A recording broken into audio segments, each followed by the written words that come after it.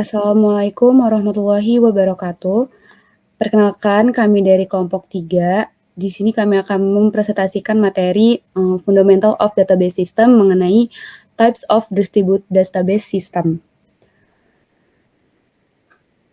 Di sini anggota kelompok 3, yakni yang pertama ada Osmisin Amelia dengan ujung NPM 30, saya sendiri Yola Oktavina dengan ujung NPM 52, serta teman saya Amelia Agustina Nainggolan dengan ujung NPM 80. Materi yang pertama ini akan saya sampaikan mengenai kriteria Distributed Database Management System. Yang pertama ada tingkat homogenitas. Jadi jika semua server atau DBMS lokal individual menggunakan perangkat lunak identik dan semua pengguna atau klien menggunakan perangkat lunak identik, maka itu disebut dengan homogen.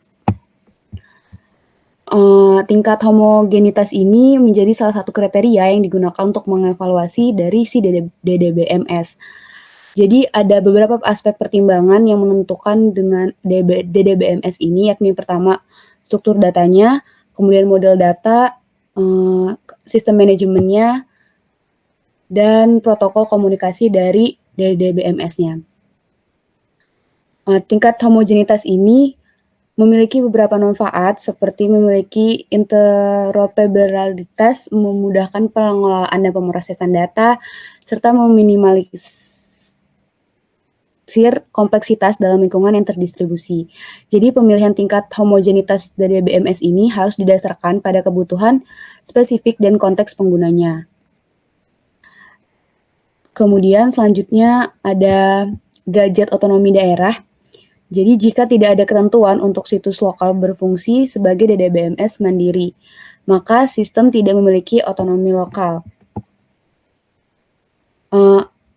Dalam konteks ini, derajat otonomi mengacu pada sejauh mana setiap daerah atau node dalam sistem terdistribusi memiliki tingkat kemandirian atau otonomi dalam mengelola dan mengatur data di dalamnya. Jadi tingkat otonomi daerah ini dapat menjadi salah satu kriteria yang digunakan untuk mengevaluasi si DBMS. Yang menjadi pertimbangan dari si otonomi daerah ini yang pertama ada pengaturan dan manajemen data lokal, kontrol akses, pembaruan dan sinkronisasi data, koordinasi dan konsistensi, skalabilitasnya juga. Jadi pemilihan tingkat otonomi daerah dalam DBMS ini harus disesuaikan dengan kebutuhan spesifik dan lingkungan penggunaannya. Kurang lebih seperti itu. Selanjutnya materinya akan disampaikan oleh Amelia Agustina. Kepadanya dipersilahkan. Selanjutnya ada Federated Database System Problem. Yang pertama itu ada perbedaan dalam model data. Hal ini menuntut mekanisme pengolahan query yang cerdas yang dapat menghubungkan informasi berdasarkan metadata. Jadi, basis data itu ada beberapa model, seperti ada model hierarki, jaringan, relasional, dan lain sebagainya. Nah, dari berbagai model ini, maka dibikin jadi satu model aja melalui satu skema yang bersifat global. Dan itu bisa merepresentasikan nama atribut, nama relasi, dan nilai-nilai yang berbeda dalam basis data yang berbeda. Dan yang kedua itu ada perbedaan dalam kendala. Terdapat perbedaan dalam fasilitas kendala untuk spesifikasi dan implementasi basis data dari satu sistem ke sistem lainnya. Jadi fitur-fitur yang sebanding harus ditemukan dalam pembuatan skema global seperti hubungan dari model entity relationship direpresentasikan sebagai kendala integritas referensial dalam model relasional. Nah, di sini tuh bisa kita gunakan trigger untuk mengimplementasikan beberapa kendala dalam model relasional. Dan juga skema global harus dapat menangani konflik potensial di antara kendala-kendala tersebut. Dan yang terakhir itu ada perbedaan dalam bahasa query.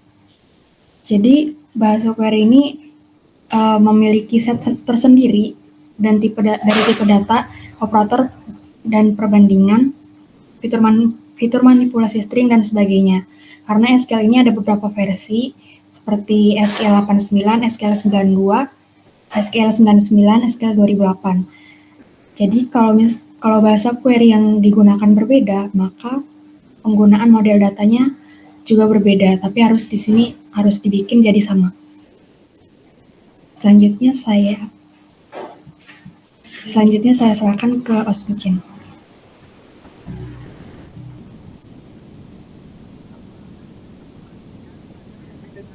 Heterogenitas semantik. Apa itu? Heterogenitas semantik adalah kondisi di mana terdapat perbedaan dalam makna, interpretasi, dan penggunaan yang dimaksud dari data yang sama atau data yang terkait. Heterogenitas semantik ini di antara sistem basis data merupakan tantangan besar karena mereka itu bebas dalam memilih parameter desain tertentu kayak seperti apa tipe datanya, konvensi penamaan, struktur tabel, dan lainnya. Next itu ada parameter desain yang mempengaruhi kompleksitas akhir FDBS. Yang pertama dari ruang lingkup mana data diambil. Contohnya kayak misalkan di database ada 2 akun pelanggan yang informasinya sama, tapi ada juga informasi yang beda.